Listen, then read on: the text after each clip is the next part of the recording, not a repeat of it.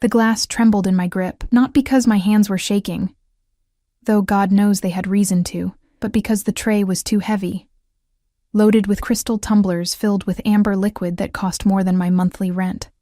The weight pulled at my shoulders, made my lower back scream in protest after 9 hours on my feet. But I kept my chin up, my expression blank, my steps measured across the marble floor of Aurelius, the kind of restaurant where silence itself felt expensive. I was invisible here. That was the point. Girls like me, 23, drowning in student debt, living in a 5th-floor walk-up with a shower that only worked on Tuesdays. We were ghosts drifting between tables of people who'd forgotten what it meant to worry about money. We refilled glasses, cleared plates, smiled without teeth, and dissolved into the wallpaper the moment we turned away. Tonight was no different, or so I thought. The private dining room at the back had been reserved for weeks. Management told us nothing except that we'd rotate in pairs, that we'd speak only when spoken to, and that we'd sure as hell better not mess this up. I'd drawn the short straw with Elena, who shot me a look of pure sympathy as we pushed through the double doors balancing trays of Macallan 25 and Glenlivet 18. The room swallowed sound. Leather, mahogany, and something darker. Cologne mixed with gun oil, maybe, or just the particular musk of men who'd never heard the word no and meant it. There were 8 of them scattered around the long table, all in variations of black suits and cold expressions, but my eyes went to him immediately. The way a compass finds north. He sat at the head of the table. I'd never believed in presence before. Not really. It seemed like something romance novels made up. That magnetic pull that defied logic. But standing there with my tray cutting into my palms, I understood. He didn't need to move or speak. The air simply bent around him, grew heavier, became aware of itself. Dark hair swept back from a face all sharp angles and brutal beauty. A jaw that could cut glass, eyes the color of slate in winter, gray with veins of something colder running through them. He wore his suit like armor, black on black on black, with a watch at his wrist that probably cost more than my entire bloodline had earned in 3 generations. And he was looking at me. Not through me, not past me, at me. Like I was something more than furniture with a pulse. My breath caught. I forced it down, dropped my gaze to the tray, and moved to set down the glasses with Elena's practiced efficiency. The men barely glanced at us as we worked. Their conversation a low rumble of Italian and English, bits about shipments and territories and names I didn't recognize and definitely didn't want to. Macallan, neat, one of them said. A man built like a brick wall with a scar bisecting his eyebrow. He didn't look at me when he spoke, just jerked his chin toward an empty spot on the table. I moved to comply, hyper-aware that those winter-gray eyes were still tracking me. My hand stayed steady as I placed the glass down, but my pulse thundered in my ears, drowning out everything else. Then I saw it. The liquid in one of the glasses, his glass, the one at the head of the table, shifted. Not a dramatic change, nothing anyone else would notice. But I'd been doing this job for 2 years, had served enough whiskey to know what Macallan 25 looked like in crystal under low light. This wasn't quite right. The color was off by maybe half a shade, the viscosity slightly thinner. And there, caught in the amber, was that sediment? My stomach dropped. I'd set down 3 glasses already. His was the 4th. Elena had moved to the other side of the table. No one was paying attention to me except him. Those gray eyes held mine for a fraction of a second, and I saw something in them, a test maybe, or a dare. He reached for the glass. Wait! The word left my mouth before I could stop it. Before I could think about what I was doing or who I was interrupting, or the fact that every single man in this room had just gone absolutely still. His hand paused, hovering over the glass. One eyebrow arched in question. My throat closed. The silence pressed down like a physical weight, and I could feel Elena's panic radiating from across the room, could sense the way the other men's attention had sharpened into something dangerous. I swallowed hard, my voice coming out smaller than I wanted. I'm sorry, sir, but I think there might be something wrong with that glass. The color isn't right. Time stopped. No one moved. No one breathed.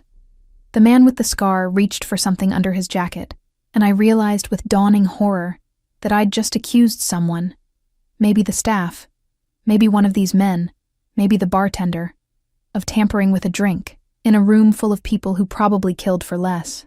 But he, the man at the head of the table, he just studied me. His gaze moved from my face to the glass, then back again. Slowly, deliberately, he lifted it to the light. "Interesting," he said, and his voice was like smoke over gravel, a sound that slid under my skin and stayed there. He set the glass down untouched and leaned back in his chair, those winter eyes never leaving mine. "What's your name?" "Nora." It came out as a whisper. "Nora Chen. Nora Chen." He repeated it like he was tasting each syllable, deciding whether to keep it or spit it out. "You have good eyes." One of the other men, younger, with slicked back hair and a nervous energy, reached for the glass. "Boss, let me, Marco." The word cracked like a whip, and the younger man froze. "Call Victor." Marco pulled out a phone with shaking hands. The man at the head of the table, the boss apparently, gestured to someone I couldn't see, and suddenly there were more people in the room. A man in a white shirt materialized, took the glass with latex-gloved hands, and disappeared. Through it all, he watched me. "Do you know who I am?" he asked, voice soft, almost conversational. I shook my head. My tongue felt thick, useless. "Good." A smile ghosted across his lips, there and gone in a heartbeat. "That means you're either very brave or very stupid to speak up just now." He tilted his head. "Which is it, Nora Chen?" "I don't know," I admitted, because what else could I say? He laughed, a low, dark sound that made my spine straighten. Honest? He stood, and suddenly the room felt smaller. He was tall, broad-shouldered, built like violence wrapped in expensive fabric. "Everyone out!" The command sent the other men scrambling. Elena shot me a terrified look as she fled, taking her tray and leaving mine behind. In 30 seconds, the room was empty except for him, me, and 2 men who positioned themselves at the doors like living walls. My heart hammered against my ribs. He circled the table slowly, each step measured and predatory. When he reached me, he stopped just close enough that I could smell him. Cedar and bergamot, and something darker underneath. Gunpowder, maybe, or just danger distilled into scent. "You just saved my life," he said quietly. "Do you understand that?" I didn't trust my voice, so I nodded. "That means I owe you a debt." His hand came up, and I flinched before I could stop myself. But he only brushed a strand of hair from my face, his fingers cold against my overheated skin. "And I always pay my debts. What do you want, Nora? Money? A new job? Protection?" I just want to go home." The words tumbled out before I could stop them. "Please. I just want to finish my shift and go home." Something flickered in those gray eyes. Surprise, maybe, or disappointment. His hand dropped. "You're dismissed, but this isn't over." He pulled a card from his jacket, pressed it into my palm. The paper was heavy, cream-colored, embossed with a single phone number and nothing else. "You'll hear from me." It wasn't a question. I stumbled backward, clutching the card, and practically ran from the room. My tray clattered forgotten on a side table. I didn't stop until I'd reached the staff room, where Elena grabbed me by the shoulders with wide, terrified eyes. "Oh my God, Nora, what the hell did you just do? Do you have any idea who that was?" "No," I whispered, staring at the card in my hand. "Who?" "Damien Volkov." She said the name like a curse. "He runs half the city. The other half wishes he did. They say he's—" She cut herself off, glancing around the empty room. "You don't talk about Damien Volkov. You just pray you never have to meet him." I looked down at the card, at the number that seemed to burn through the paper into my skin. Too late for prayers. I didn't sleep that night. Every time I closed my eyes, I saw him. Those winter gray eyes dissecting me like I was a puzzle he intended to solve. The card sat on my nightstand, face down, as if that would somehow diminish its weight. But I felt it there in the darkness, a presence as tangible as the man who'd given it to me. By morning, I'd convinced myself it meant nothing. Men like Damian Volkov didn't follow up on waitresses who'd stumbled into saving their lives. He'd probably forgotten me the moment I left the room. The card was a courtesy, nothing more. A rich man's version of a thank you note. I almost believed it. Work called at 9. I was scheduled for the lunch shift. But Marcus, the manager, a thin man with perpetually worried eyes, told me to come in immediately.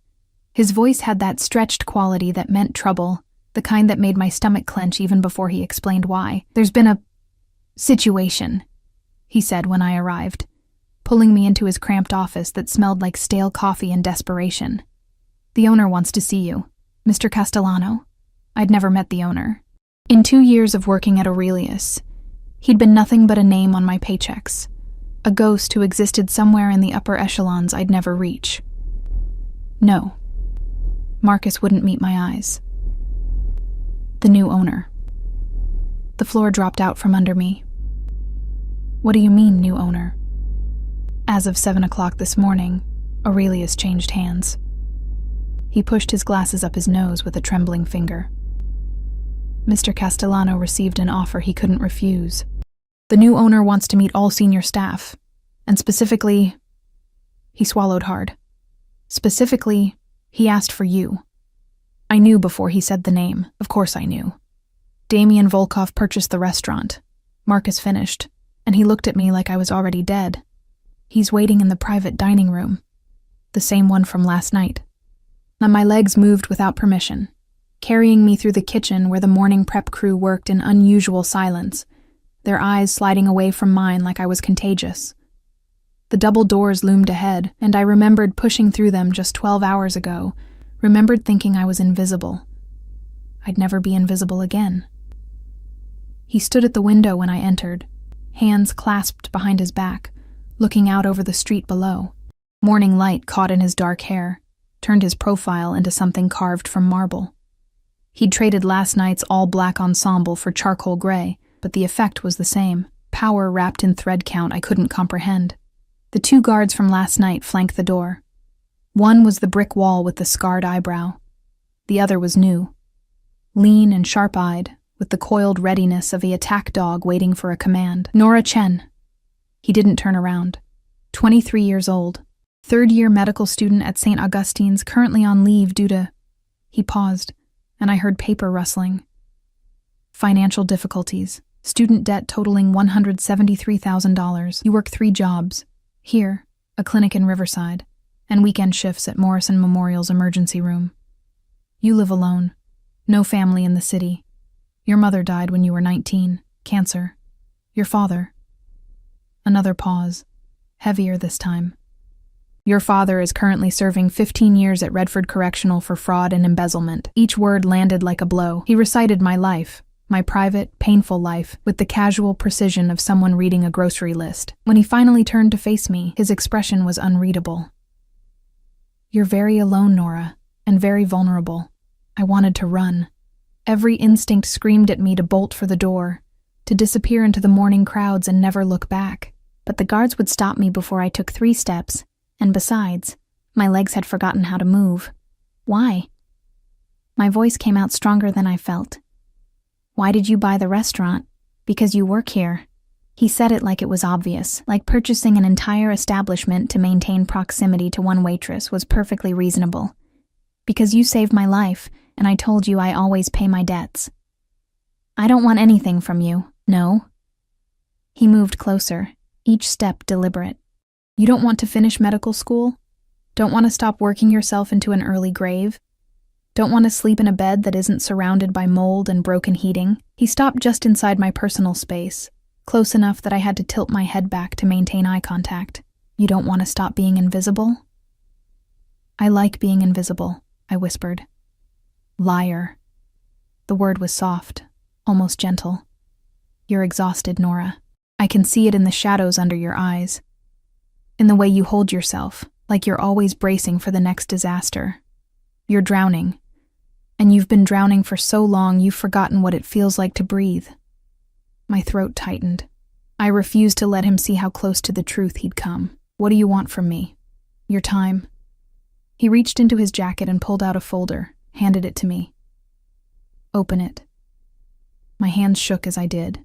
Inside was a contract, pages of legal language I couldn't process, but certain phrases jumped out.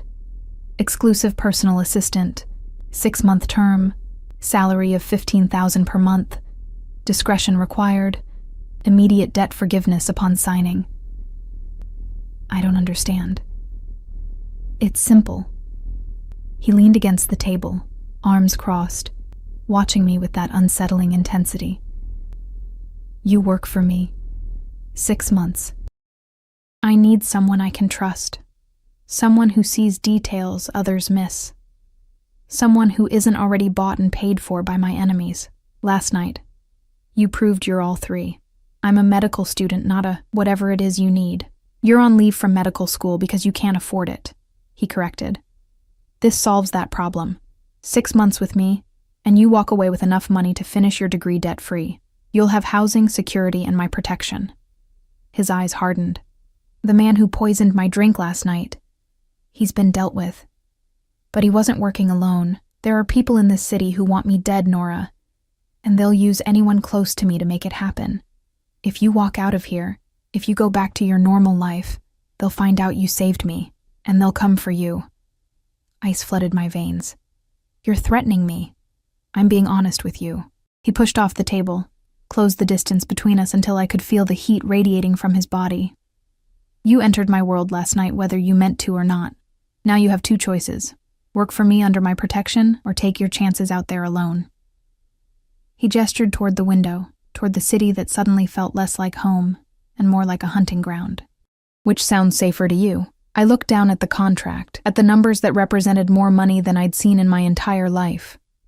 At the clause about debt forgiveness that would free me from the crushing weight I'd carried since my mother's medical bills had buried us, at the promise of 6 months that felt simultaneously like salvation and damnation. What would I have to do? I asked, hating how small my voice sounded. Stay close. Attend meetings. Use those sharp eyes of yours to watch for anything, anyone, out of place. Learn my world so you can help me navigate it safely. He tilted his head. And occasionally, serve drinks at private dinners where I need someone I trust handling what I consume. I'm not qualified for this. You're more qualified than anyone else I could hire. His hand came up, and this time I didn't flinch when his fingers brushed my jaw, tilting my face toward the light. You noticed what a room full of trained killers missed. That's not luck, Nora. That's instinct. That's survival. And I value survival above almost everything else. Almost. The word hung between us, pregnant with implications I wasn't ready to examine. I need time to think. You have until noon. He dropped his hand, stepped back. Marco will drive you home. Pack what you need. If you sign, you move into secure housing today. If you don't. He shrugged, but there was nothing casual about it. Try to disappear. Though I should warn you, I'm very good at finding people who try to hide from me. The guards opened the doors without him signaling. Marco, the nervous young man from last night, appeared in the hallway, looking marginally less terrified in daylight, but still carrying that twitchy energy of someone perpetually expecting disaster. Take Miss Chen home, Damien ordered.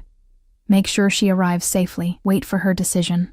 I clutched the folder to my chest like armor and walked toward the door on legs that felt disconnected from my body. In the threshold, I paused, looked back. He'd returned to the window, hands clasped behind his back, silhouette dark against the morning light. He looked lonely standing there, a king in an empty castle, surrounded by walls he'd built himself. Why me? I asked. Really? You could have anyone. Why someone like me? He didn't turn around, but I saw his shoulders tense because everyone else wants something from me, he said quietly. Power, money, connection, fear, but you, Nora Chen, you just wanted to go home. That kind of honesty is rarer than you know, and far more valuable. The car was a black Mercedes with windows tinted so dark I couldn't see out.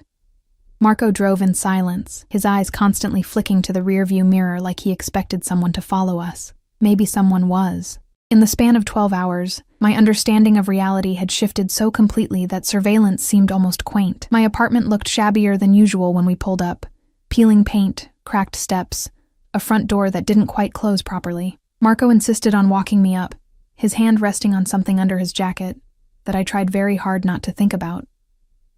"You should sign," he said, as I unlocked my door. "The boss doesn't make offers like this. If he's willing to protect you, you're safer with him than anywhere else in this city, even though being near him makes me a target. You're already a target." His young face was grave. "At least with him, you've got a chance." He left me there, and I heard him take up position outside my door.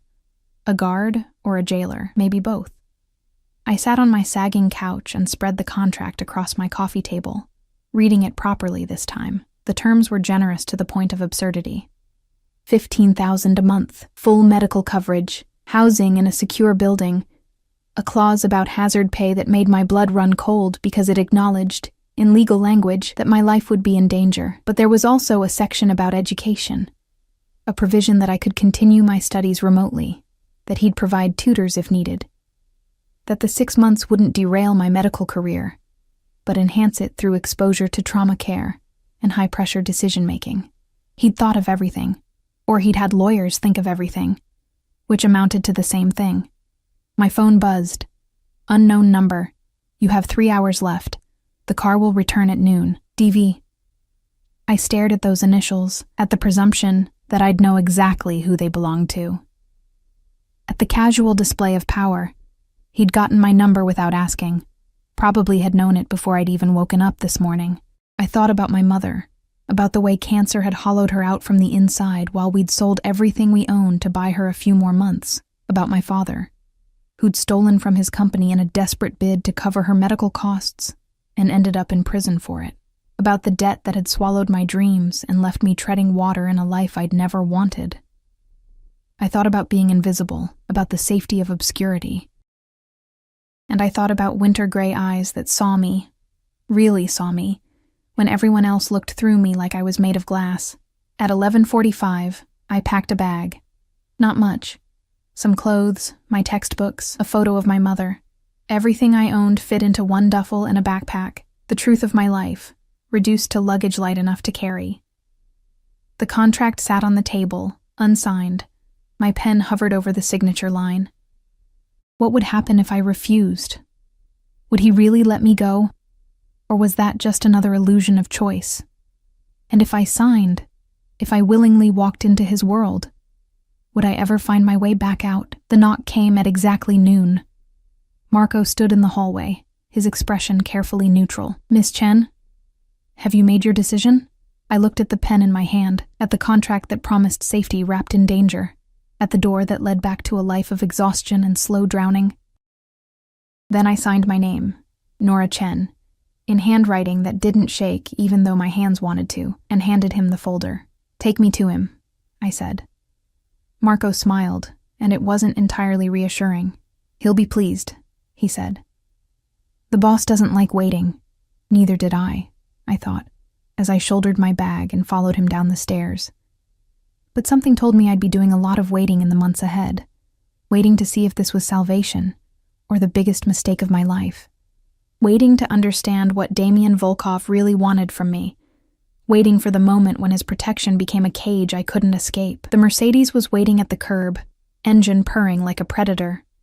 Through the tinted window I thought I saw a shadow move. Him, maybe. Or just my imagination painting threats in empty spaces. I climbed inside. The door closed with a heavy, final sound. And just like that, Nora Chen, the invisible waitress, ceased to exist. The apartment, no, penthouse, made my entire former life look like a joke. Floor-to-ceiling windows overlooked the city from the 42nd floor, turning the streets below into arteries of light.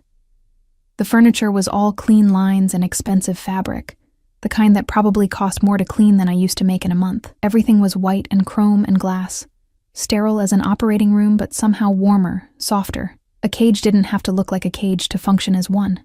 "Your room is through there," Marco said, gesturing to a hallway. "Boss says to get settled.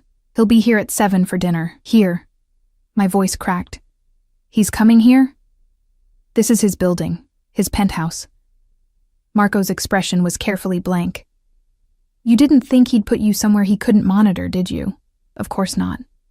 I'd signed away 6 months of my life to a man who'd bought an entire restaurant just to keep me close. Privacy was probably the first thing I'd sacrificed, even if I hadn't understood it at the time. The bedroom was larger than my old apartment. A king bed dominated the space, dressed in linens that looked like they'd never been touched. The closet was a walk-in the size of my former living room, already half filled with clothes I definitely hadn't packed. Dresses, slacks, blouses, all in my size, all in colors that ranged from black to darker black with occasional detours into charcoal gray. His aesthetic, I realized. He was dressing me in his world's uniform. A garment bag hung separate from the rest. A note pinned to it in heavy masculine handwriting. For tonight. DV. I unzipped it slowly. Inside was a dress that made my breath catch. Midnight blue silk that shimmered almost black in certain light, with a neckline that was modest but elegant, sleeves that would end just above my elbows. Sophisticated. Expensive. The kind of thing I'd never have chosen for myself but somehow knew would fit perfectly. He'd thought of everything. Again. I showered in a bathroom with heated floors, and a shower head that felt like standing under warm rain, then dried off with towels so soft they seemed to apologize for touching my skin. The dress slid on like water, and I was right. It fit as though tailored specifically for my body, which it probably had been. 7 o'clock arrived with the precision of an execution. The elevator opened directly into the penthouse, another security measure, I guessed. And Damien Volkov stepped out like he was walking onto a stage. He'd changed too, now in all black again, shirt sleeves rolled to his elbows, exposing forearms roped with muscle and a tattoo I couldn't quite make out in the low light. Those winter gray eyes found me immediately, and something shifted in them. Approval, maybe, or possession. Beautiful, he said, his voice that same smoke over gravel that made my spine straighten involuntarily. You wear it well. You bought me a wardrobe. I tried to keep the accusation out of my tone and failed. I bought you a uniform. He moved past me toward the dining area, where I noticed for the first time that the table was set for 2. Food already laid out in covered dishes that smelled like heaven. In my world, appearance is armor. You'll learn to weaponize it. He pulled out a chair, waited. It took me a moment to realize he was waiting for me. I sat, and he pushed the chair in with a gentleness that seemed at odds with everything else about him. When he took his own seat across from me, he moved with that same predatory grace I'd noticed at the restaurant. Every gesture controlled, nothing wasted. Ground rules, he said, lifting the covers off the dishes to reveal what looked like a 5-course meal prepared by someone who understood that food could be art. First, in private, you call me Damien. In public, sir, or Mr. Volkov, depending on context. Second, you don't lie to me. Ever. I'll know, and I'll be very disappointed. What happens when you're disappointed? A slight smile. Let's not find out. Third, you go nowhere without Marco or another guard I've personally vetted. Nowhere, Nora. Not the corner store, not the lobby, nowhere. Fourth, he paused, served food onto my plate with surprising domesticity. You tell me immediately if you feel unsafe, uncomfortable, or if anything seems wrong. Your instinct saved my life once. I'm trusting them to do it again. And what are your rules? I asked, picking up my fork with hands that wanted to shake. What do I need to know about you? He considered this, cutting into his steak with surgical precision. I don't sleep much. You'll find me working at odd hours. Don't be alarmed. I'm not patient with incompetence, but I'm generous with loyalty. I have enemies who would hurt you to hurt me, which is why you'll never be alone. And his eyes met mine, held. I don't share what's mine. The possessiveness in that statement should have terrified me. Instead, it sent heat curling low in my stomach, a reaction I absolutely did not want to examine. I'm not yours, I said quietly. I work for you. That's different. Is it? He took a sip of wine, his gaze never leaving my face. You signed a contract that puts you under my protection, in my home, wearing clothes I provided.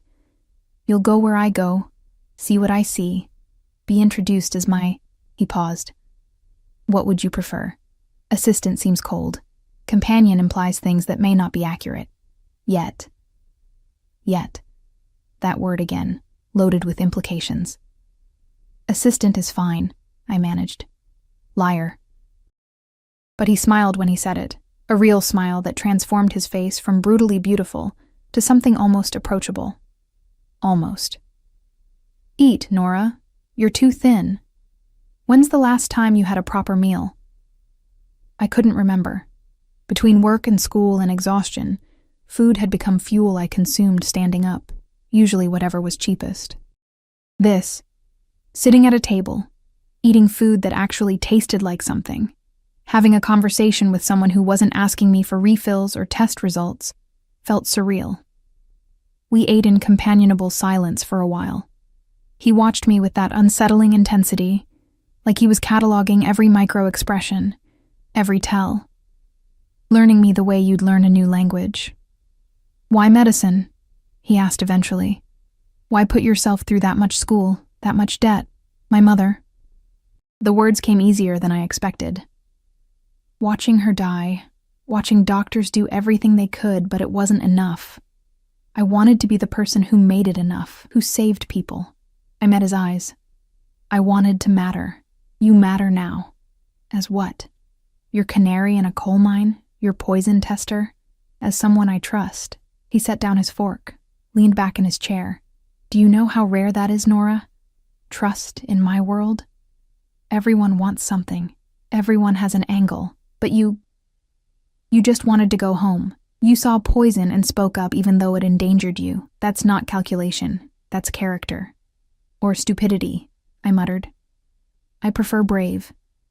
He stood, moved to the windows, hands in his pockets as he stared out at the city. My father used to say that trust was weakness, that caring about anyone made you vulnerable. He built an empire on fear and died alone, shot by one of his own men who thought they could take his place. He turned to face me, backlit by city lights. I don't want to die alone, Nora. And I don't want to build a life where everyone around me is counting the days until they can put a bullet in my head. The vulnerability in that admission stole my breath. Here was Damian Volkov, a man who apparently ran half the city through violence and intimidation, telling me he was lonely, that he was tired of being surrounded by people who would kill him for the right price. So I'm what? Your experiment in trust? You're my hope that not everyone is corrupt. He moved back to the table, but this time he didn't sit. Instead, he stood behind my chair, close enough that I could feel the heat of him. 6 months, Nora. Give me 6 months of your loyalty, your honesty, your sharp eyes and sharper instincts. In return, I'll give you freedom from debt, security, and the knowledge that you helped keep someone alive who might not deserve it, but is trying to. His hand settled on my shoulder, warm and heavy, not threatening, anchoring. Can you do that? I thought about the contract sitting in Marco's possession, about the money that would change my life, about the protection that might be the only thing keeping me alive now that I'd stumbled into his world, about winter-gray eyes that looked at me like I was something precious and dangerous all at once. Yes, I whispered. His hand squeezed once, gently, then released. Good. Now finish your dinner. Tomorrow, you start learning how to survive in my world. That night, I lay in a bed too comfortable to trust, staring at ceiling too far away to comprehend, and wondered what the hell I'd gotten myself into. Through the walls, I could hear him moving, pacing, maybe, or working at the desk Marco said he kept in his office. The man who didn't sleep, who wore power like a second skin, who'd looked at me over dinner like I was both salvation and destruction. I should have been terrified. Instead, I felt something worse. Curious. What made a man like Damian Volkov? What turned someone into the kind of person who could order deaths with a phone call, but serve dinner with careful courtesy? Who built walls around himself so high that simple honesty became currency? My phone buzzed on the nightstand. A text from an unknown number that I somehow knew was him. Sleep well, Nora. Tomorrow everything changes. I typed back before I could overthink it. It already has. 3 dots appeared, disappeared, appeared again. Finally, good. I set the phone down and closed my eyes, letting exhaustion pull me under. My last thought before sleep claimed me was that cages didn't always have bars. Sometimes they had silk sheets and city views and men with winter eyes who looked at you like you were the answer to a question they'd been asking for years. And sometimes, God help me, you walked into them willingly. The next 3 weeks blurred into a rhythm I never could have anticipated. Damien was true to his word. He taught me his world with the methodical precision of a surgeon. Every morning began the same way. Breakfast together at 7, where he'd quiz me on faces from photographs, names of people in his organization, the hierarchy that kept his empire running. Afternoons were spent shadowing him to meetings in buildings with no signs, restaurants with back rooms, offices that smelled like cigars and old money. I learned to read a room the way he did, cataloging exits, identifying weapons, noting who deferred to whom and why. I learned that silence was often more valuable than speech, that observation was my greatest asset, and that in his world, trust was earned in millimeters and lost in miles. But I also learned him. The way he took his coffee, black, no sugar, hot enough to burn. How he rubbed his left temple when stressed, always with 2 fingers, always in small circles. That he spoke fluent Italian and Russian, some Mandarin, and could curse creatively in at least 6 languages. That he read actual books with paper pages late into the night when he couldn't sleep, usually philosophy or military history. That he had a scar along his ribs from a knife fight when he was 17, and another on his shoulder from a bullet that had come too close 2 years ago. That he looked at me like I was simultaneously the most frustrating and fascinating thing he'd encountered in years. "You're thinking too much," he said one afternoon as we sat in the back of the Mercedes, returning from a meeting with a shipping magnate who'd been very careful not to ask what, exactly, was being shipped. "I can hear it from here. I'm trying to understand." I shifted in my seat, hyper-aware of how close we were sitting, how the car's movements occasionally pressed his shoulder against mine. "The man we just met, Giovanni, he's terrified of you. But he also respects you. How do you balance that? Fear and respect aren't opposites." Damien's fingers drummed against his knee, a rare tell of restlessness.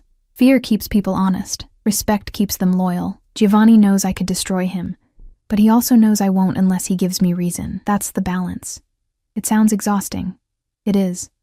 He turned to look at me, and in the car's dim interior, his eyes were more smoke than slate. "That's why I need you. You see things differently. You don't come from this world, so you're not blind to its absurdities." Like the fact that we just spent 2 hours discussing merchandise without anyone saying what the merchandise actually is? His lips quirked. Exactly like that. The car pulled up to the building, and Marco was there immediately to open the door. Over the weeks, I'd learned the names of Damien's inner circle. Marco, the nervous but fiercely loyal nephew who was being groomed for something bigger. Victor, the scarred wall of muscle who served as head of security and had a surprising fondness for classical music. Alexei, the cold-eyed Russian who handled problems and never smiled. And Teresa, the elegant woman in her 50s who managed Damien's legitimate businesses and treated me with careful courtesy that felt like a test I hadn't yet passed. "Boss," Victor called from the lobby entrance, his voice tight. "We have a situation."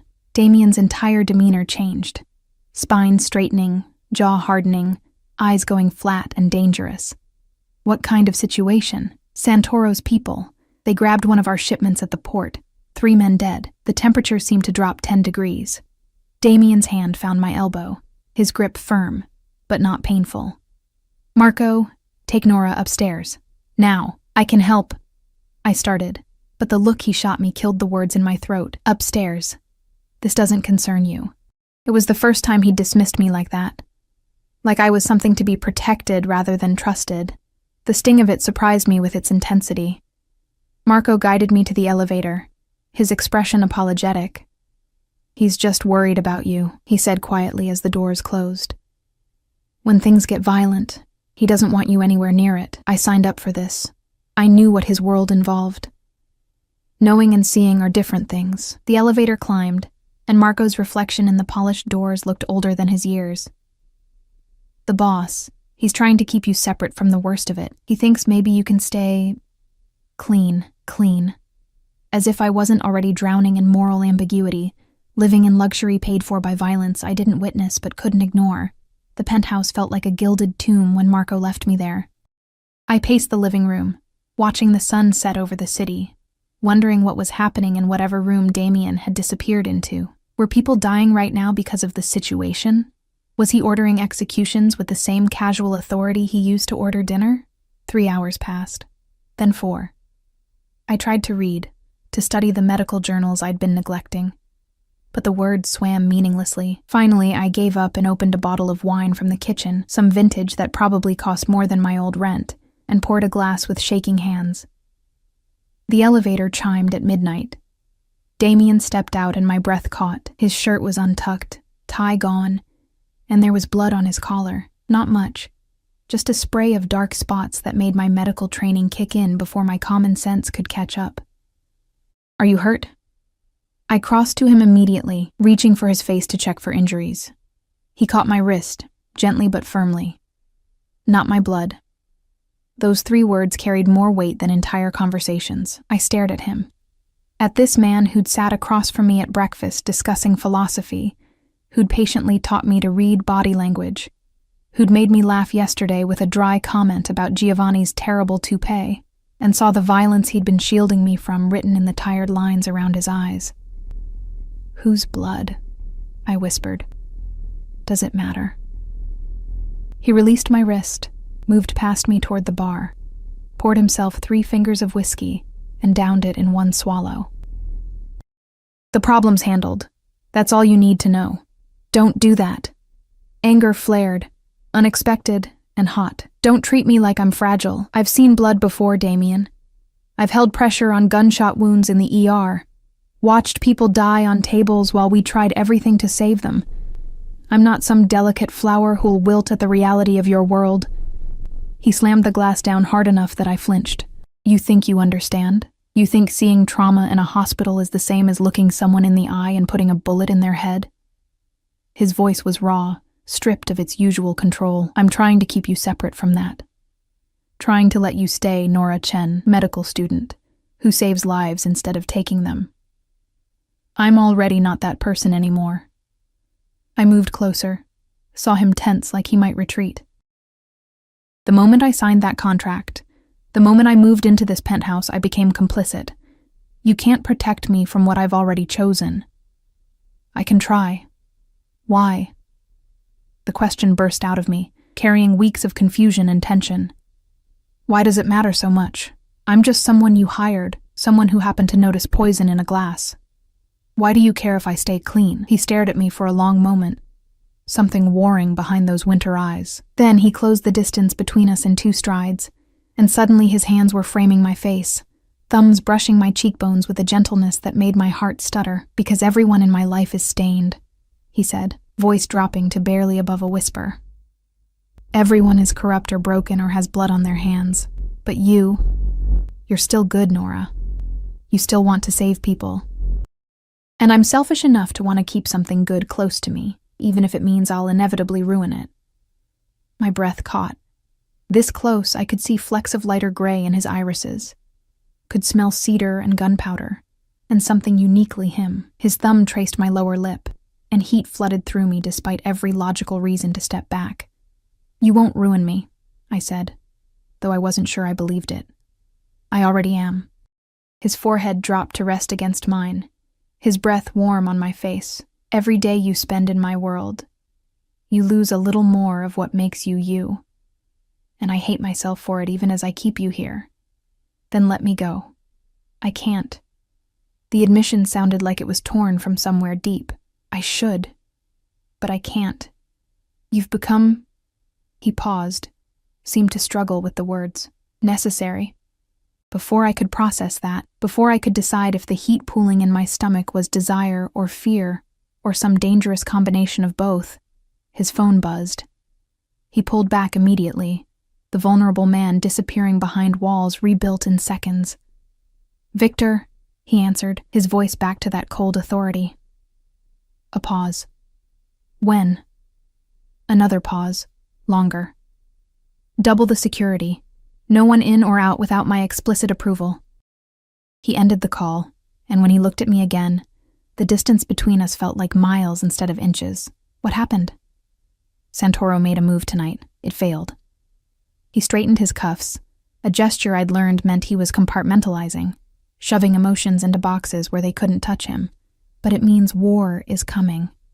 And when it does, you need to be ready. Ready for what? His smile was sharp enough to draw blood. To see who I really am when I stop trying to be gentle. War came on a Tuesday. I'd been with Damien for 5 weeks when everything fractured. We'd fallen into something that wasn't quite routine but felt dangerously close. Mornings together, days spent learning his empire's machinery. Evenings where the line between professional and personal blurred until I couldn't see it anymore. He hadn't touched me again like he had that night. But the tension stretched between us like a wire pulled too tight, waiting for the snap. It started with Victor bursting into the penthouse at dawn, something he'd never done before. "Boss, we've got a problem. Teresa's been taken." I was already awake, making coffee in the kitchen, and I watched Damien transform. The man who'd been reading beside me on the couch, close enough that our shoulders touched, his warmth seeping into my skin, became someone else entirely. Cold, lethal, absolutely focused. When? Where? He was already moving, pulling on the shoulder holster he kept in a drawer, checking his weapon with practiced efficiency. 2 hours ago, her apartment. They left this. Victor handed him a phone, and I saw Damien's jaw tighten as he watched whatever video was playing. "Santoro." The name came out like a curse. "He wants to negotiate. It's a trap," Victor said flatly. "Obviously." Damien pocketed the phone, then his eyes found me. "Nora, you're going to the safe house. Marco will take you." "No." I set down my coffee cup, surprised by how steady my hands were. If you're walking into a trap, you need every advantage. You need someone watching who isn't trained to think like you do, who'll see things your men might miss. Absolutely not. You said my instincts saved your life once. Trust them to do it again. I moved closer, saw the war in his expression, the desire to protect me battling against the acknowledgement that I was right. "I'm not asking to hold a gun or negotiate. I'm asking to observe. That's what you hired me for." The muscle in his jaw jumped. For a moment, I thought he'd refuse. Would have Marco drag me to safety while he walked into danger alone. Then he exhaled slowly, and I saw the moment he surrendered. "You stay with me. Always within arm's reach. If I tell you to run, you run. Understood?" Understood. 20 minutes later, we were in the Mercedes with Victor driving and Alexei in the passenger seat, both men carrying enough weaponry to start a small war. The meeting point was a warehouse on the docks. Cliché enough to be insulting, Damien muttered, which meant Santoro was either stupid or supremely confident. "Tell me about him," I said quietly, as we drove through pre-dawn streets. "Santoro?" Damien's hand rested on my knee, a gesture that should have been possessive, but felt protective. "Old family. Thinks he's entitled to territory he hasn't earned. His father and mine had an understanding. Stay out of each other's way, but the son's ambitious and stupid. A dangerous combination. And Teresa?" His fingers tightened. "She's been with me since the beginning. Helped me build the legitimate side of the business. Kept me honest when I could have gone completely dark. If he's hurt her." He didn't finish. Didn't need to. The warehouse loomed ahead, rusted and forgotten except for the expensive cars parked outside. 6 of them, which meant Santoro had brought at least a dozen men. We had Victor, Alexei, Marco, and 3 others whose names I'd learned but whose eyes still made me nervous. Damien cupped my face before we exited the car, forcing me to meet his gaze. "Stay behind me. Watch everything. If you see anything wrong, anything, you tell me immediately." I nodded, and he pressed his forehead to mine for just a second. A gesture that felt like goodbye. Inside, the warehouse was exactly what I expected. Concrete floors, exposed beams, the smell of rust and river water. Santoro waited in the center with his men fanned out behind him, and Teresa knelt at his feet, hands bound, face bruised but eyes blazing with fury. Volkov. Santoro was younger than I expected, maybe 35, with slicked hair and a suit that tried too hard. "So glad you could join us. Let her go." Damien's voice was arctic. "This is between us.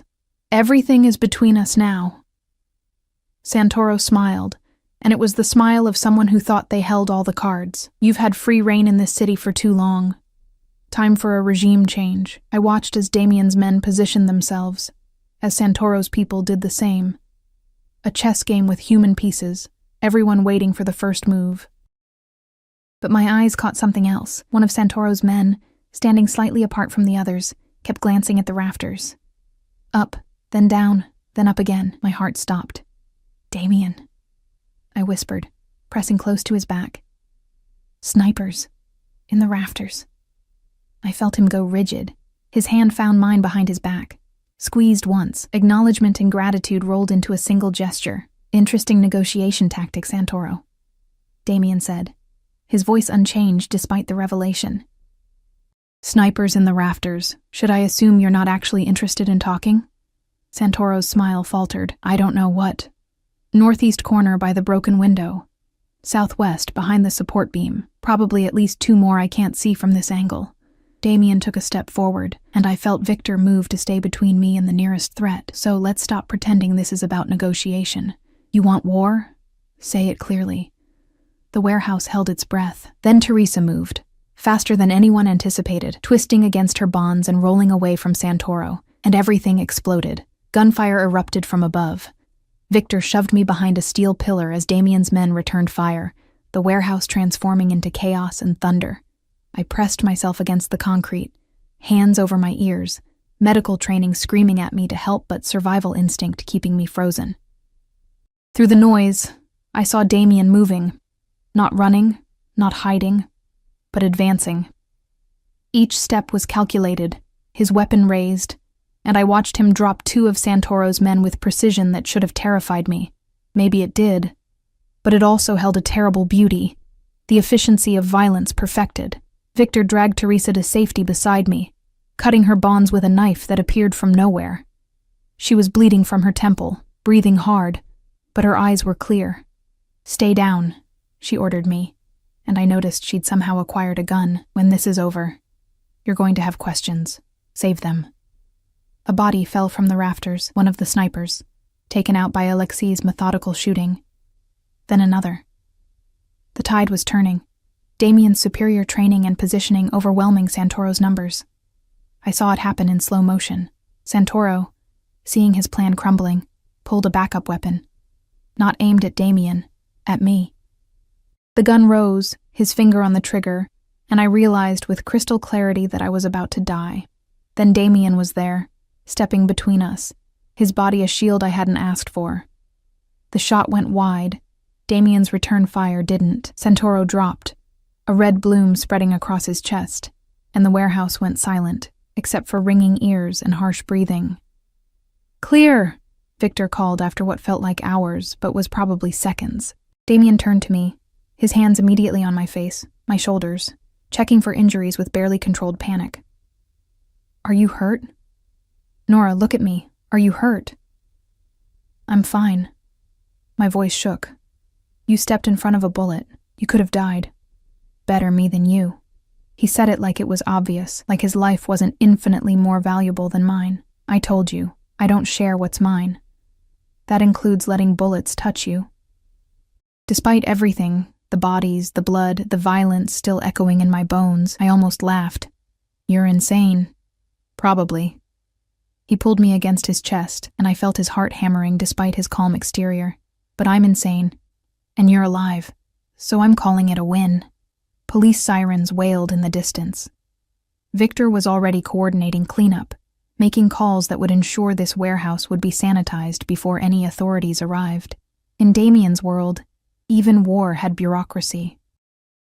Teresa appeared beside us, pressing a cloth to her bleeding temple. "The girl's got good eyes, boss. Saved all our asses." She looked at me with something like respect. "You're tougher than you look." "I'm really not," I said honestly. "Yeah, you are." Damien's arms tightened around me. "You didn't run. You didn't panic. You saw what needed to be seen and you told me." He pulled back enough to look at me, and his eyes were molten silver. "That's the definition of tough, Nora." The days after were a blur of debriefings and damage control. Santoro's organization crumbled without its head, absorbed into Damien's empire or scattered to other cities. Teresa recovered, earning her a week of Damien hovering like an anxious mother hen, which she endured with exasperated grace.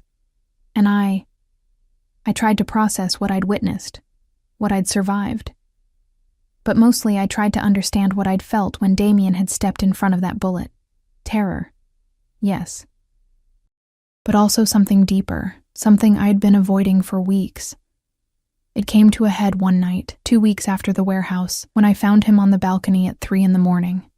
He stood at the railing, hands gripping the metal, shoulders tense beneath his shirt. "Can't sleep?" I asked, stepping out into the cool night air. "Never could."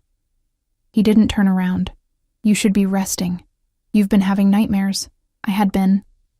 Replaying the warehouse, the gunfire, the moment that bullet had come for me, but that wasn't what kept me awake tonight. "Why did you do it?" The question came out smaller than I intended. "Step in front of me like that. You could have died. I told you." "No." I moved closer, until I stood beside him at the railing. "Don't give me the line about protecting what's yours. Tell me the truth." The silence stretched. Below us, the city never slept.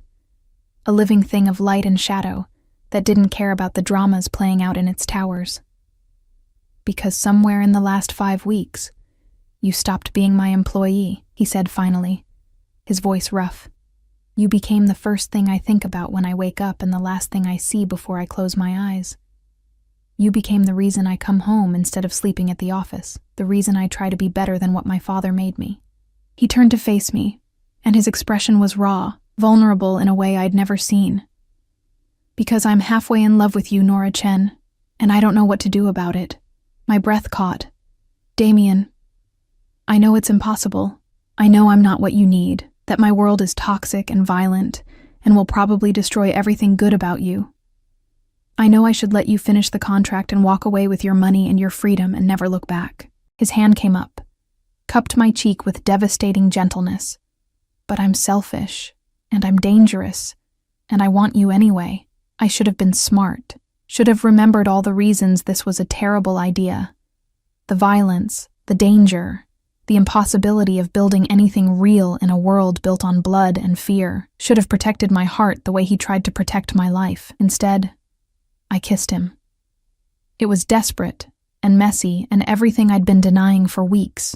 His arms came around me like I was the only thing keeping him upright, and he kissed me back with the intensity of a man who'd been holding back too long. I tasted whiskey and want, felt the slight tremor in his hands as they tangled in my hair, and understood that I'd been lying to myself about what I felt. "This is crazy," I gasped when we broke apart, completely.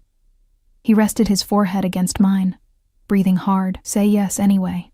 "Yes to what?" "To staying, after the 6 months. To being mine in every way that matters. To building something real in the middle of all this chaos." His hands framed my face, thumbs brushing away tears I hadn't realized I was crying. "I can't promise you safe, Nora. I can't promise you easy. But I can promise you that I will protect you with everything I have, that I will never lie to you, that I will love you with the same intensity I've lived my entire life. Completely, obsessively, without reservation. That's terrifying. I know." He smiled, and it was soft and real, and mine. "But you're brave.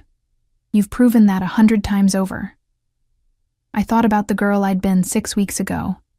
Invisible, exhausted, drowning in debt and invisibility. That girl would have run from this, would have seen the danger and nothing else. But I wasn't that girl anymore. I'd been forged in gunfire and tension, had learned to read violence the way others read books, had discovered strength I never knew I possessed. And I'd fallen for a man who was equal parts threat and salvation, whose darkness should have repelled me but somehow made me feel more alive than I'd ever been. "Yes," I whispered. "To all of it. To staying. To you." His kiss was softer this time, a promise instead of a plea. When he pulled back, his eyes held the kind of warmth I'd never thought I'd see there. Hope, maybe, or joy. "I don't deserve you," he said. "Probably not. I smiled against his mouth, but you're stuck with me anyway. 6 months became a year, became forever. I finished medical school remotely, graduated with honors, and opened a clinic in one of the neighborhoods Damien controlled, providing healthcare to people who couldn't afford it otherwise. It became my way of balancing the scales, of staying Nora Chen even while becoming Nora Volkov, because yes, eventually, I married him. In a small ceremony with only his inner circle present, Teresa beaming like a proud mother, Victor crying actual tears he denied later, and Marco serving as best man while trying not to look terrified. Damien wore all black naturally, and I wore midnight blue, the color of the first dress he'd bought me, the one that started everything. The violence didn't stop. His world remained dangerous, remained morally complicated, remained impossible to explain to the few old friends I had left. But we built something real anyway.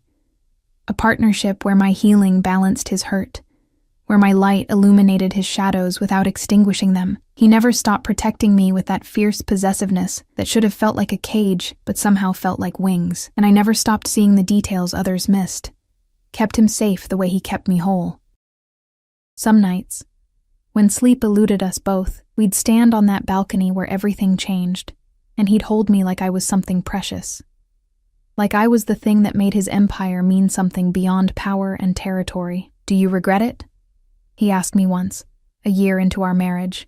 Saying yes to all of this, I thought about the warehouse, the gunfire, the moment he'd stepped between me and death without hesitation. Thought about every complicated, dangerous, beautiful moment that came after. Not even for a second, I said, and meant it, because some prisons you walk into willingly. Some cages have doors that open from the inside.